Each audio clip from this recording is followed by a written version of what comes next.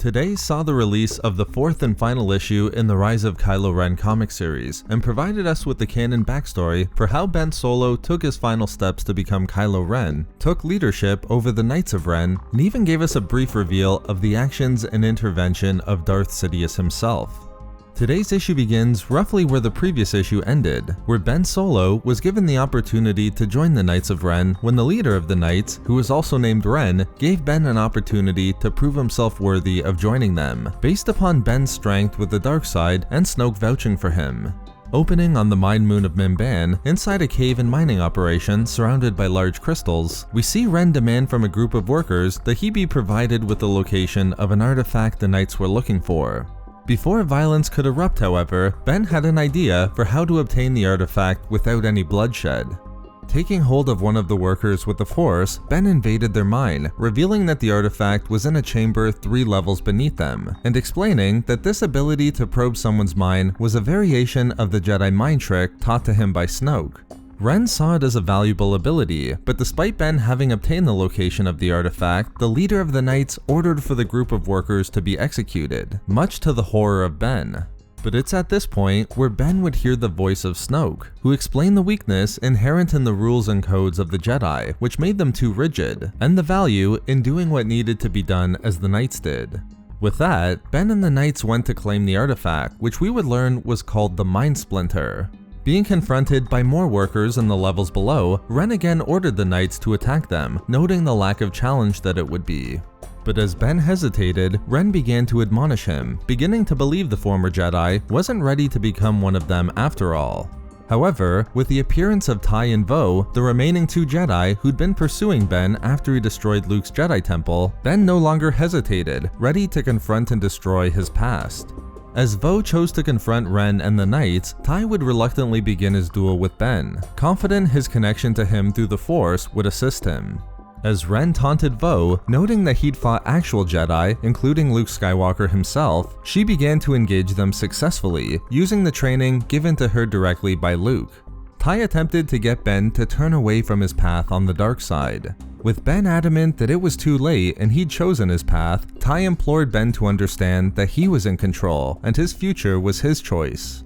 But Ben clearly didn't see it that way, believing he never had a choice, with both the light and the dark side claiming him at birth, and then Luke and Snoke merely using his legacy and forcing their expectations on him.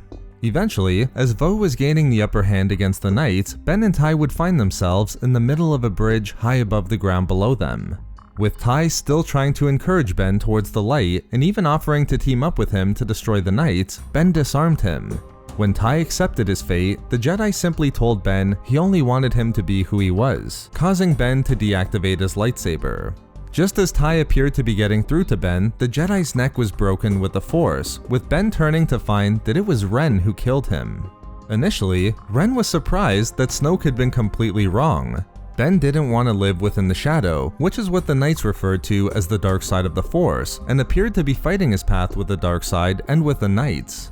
Ben then revealed that that was true. He didn't want to live within the shadow as he was the shadow, using the Force to pull Tai's lightsaber into his hand and engaging Ren with 2 lightsabers. As Ben and the leader of the Knights of Ren began their brutal duel, we then see the face of Palpatine begin to speak to Ben rather than the usual Snoke that's been seen so far, with the Sith Lord telling Ben it was time to become who he was always meant to be. With lightning appearing to erupt around them as the 2 duelists fell from the edge of the cliff and plummeted to the ground below them, we then see that Ben's fury and rage was felt by Snoke, his mother Leia, and even Rey, who was upon Jakku. As Ben recognized that the good death Ren demanded as his way to join the Knights was the death of the leader himself, and with Palpatine demanding Ben claim what was his and to strike Ren down, Ben drove Tai's lightsaber into Ren's chest and killed him.